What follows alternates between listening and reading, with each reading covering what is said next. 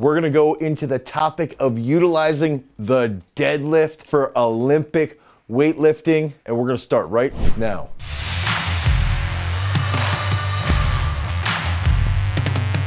What's up, everybody? It's Dane Miller from GarageStrength.com, and if this is your first time to the channel and you're interested in becoming a stronger athlete, you wanna be more explosive, you wanna become a freak, make sure that you like, you subscribe, and you ring the notification bell so we can help you conquer your opponents. So we get asked a question all the time. Dane, you put out that video where you just talked smack all about the deadlift, but then you showed yourself deadlifting 705 pounds. Do you utilize the deadlift when you're training your athletes? Do you utilize the deadlift when you're working with Olympic weightlifters? And I think it's a great question, right? It's a really, really important question. And we've got to take that step back and say, all right, well, what's the deadlift? What are we talking about when we're referring to the deadlift? We're either going to be talking about the conventional deadlift, we're going to be talking about a sumo deadlift, or in theory, potentially even a trap bar deadlift. And so one, we've got to think about what are those positions that we're going to be in. If we're in a sumo position, we've got that wide stance. It's going to be slightly different from what we're looking for with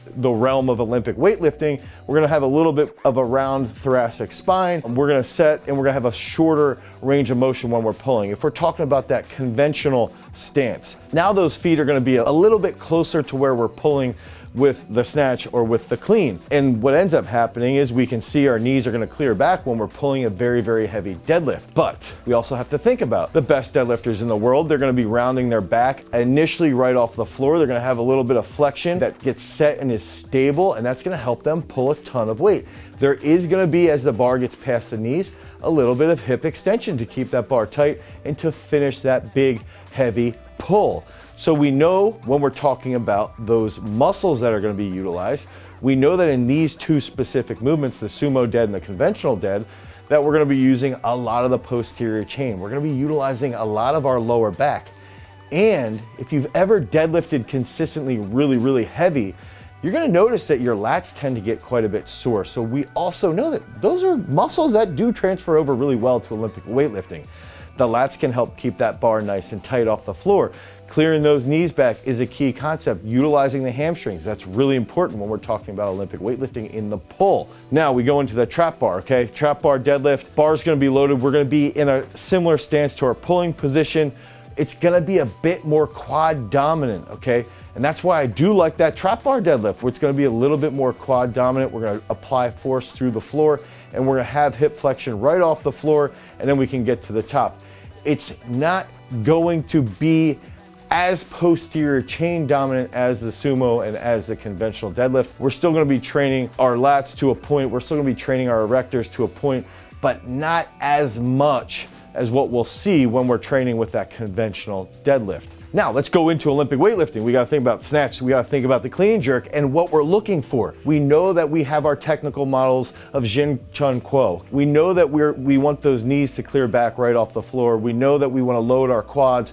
We wanna load our hamstrings at the exact same time for that good, strong co-contraction. This is similar to a conventional deadlift. When you see lifters that are pulling a heavy dead, that the bar gets just past their knees and they start to shake here, right? That's actually the body trying to recruit the quads and the hamstrings at the same time. So they're co-contracting, one, to try and stabilize that joint, but two, to try and finish the actual lift. And this is a key concept in weightlifting that a lot of weightlifting coaches miss. That co-contraction between the hamstrings and the quads is paramount for a big, strong vertical finish. If you tend to just be hamstring dominant on your finish, you're gonna jump back. If you tend to be quad dominant on your finish, you might be jumping forward. This is a really, really pivotal concept that has the deadlift being effective for Olympic weightlifting. Now when we're talking about the clean, we're gonna be even a little bit more quad dominant on the pull off the floor. We're gonna be quad dominant and posterior dominant when we're pulling on that finish. We're gonna utilize both sides, right? Because it's a heavy, heavy pull. And then obviously, when we're talking about that catch position, it's typically going to be much more quad dominant out of the hole. So when we're thinking about deadlifting, we're thinking about the pull in the snatch, the pull in the clean.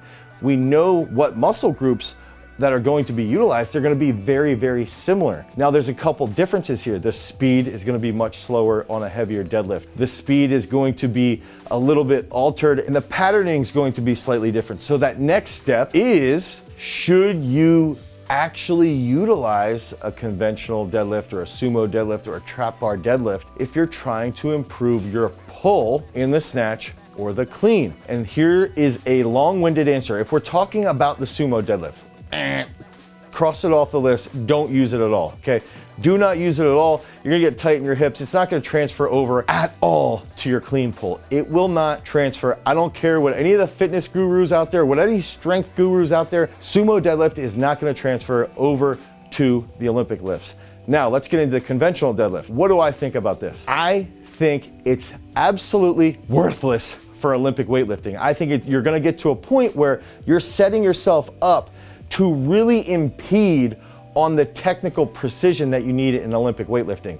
We've got to recognize the technique is paramount. Technique rules in the world of Olympic weightlifting. We can gain strength elsewhere. We can gain strength in other types of pulls, such as a clean pull, such as a snatch pull, or a snatch grip high pull, or a clean high pull, or a snatch grip pull to a target. These are all pulling movements that will enhance our strength. I also believe that pause squats are gonna enhance our strength off the floor. So now we know if we're talking about pulling strength, we don't really need the conventional deadlift because it's going to screw up the way we set our back, because we wanna set our back with a slightly rounded position in the conventional deadlift.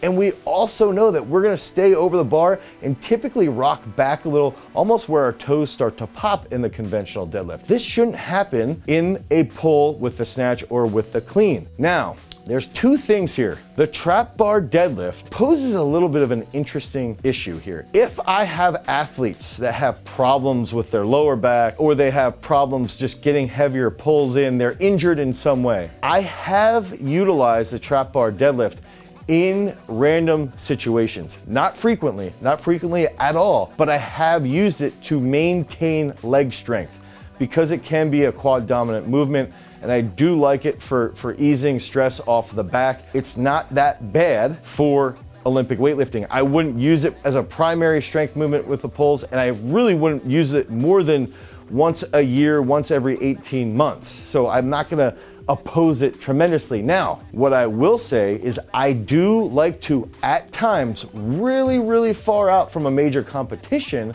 I don't dislike utilizing the snatch grip deadlift or a clean grip deadlift.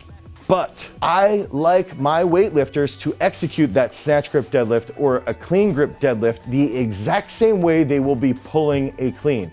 So I want them to be set, if we're talking about the clean grip deadlift, I want them to be set right off the floor the exact same way they're gonna execute a clean. I want the knees to clear back. Then as the bar comes past the knees, I want the knees to come forward and the hips to come into the bar.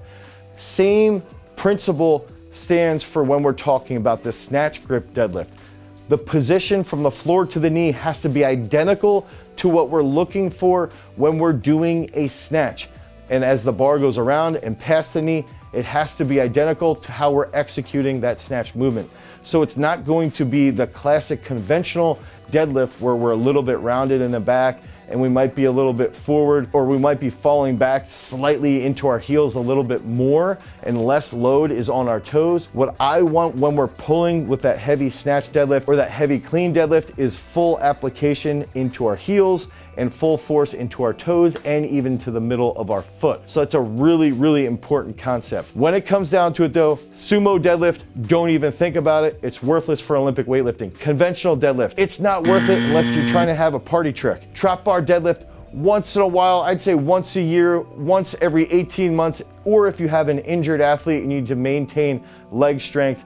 And then finally, the best deadlifts that I would recommend utilizing are gonna be a snatch grip deadlift, a clean grip deadlift, as long as they're executed exactly like the way we want our technical movements to be executed. And then finally, I would say it's much more effective and it transfers at a much higher degree if we're talking about snatch pull to target, clean pulls, or snatch pulls, traditional snatch pulls, or snatch grip high pulls. Those are the best strength movements that are gonna help enhance your pulls. And don't forget, pause back squats, pause front squats do carry over to pulls off the floor. Those also play a much greater role in the development of an Olympic weightlifter than the sumo or conventional deadlift. If you need help in your pulling power production for Olympic weightlifting, you can click on the link down below, head over to garagestrength.com, and you can pick up our pulling power production program. If you need help with Olympic weightlifting periodization, you can pick up our parabolic periodization book and course. Click on the link, head over to garagestrength.com, pick that up today. If you want more information about deadlift-based training, click on this card right here. Until next time, guys, peace.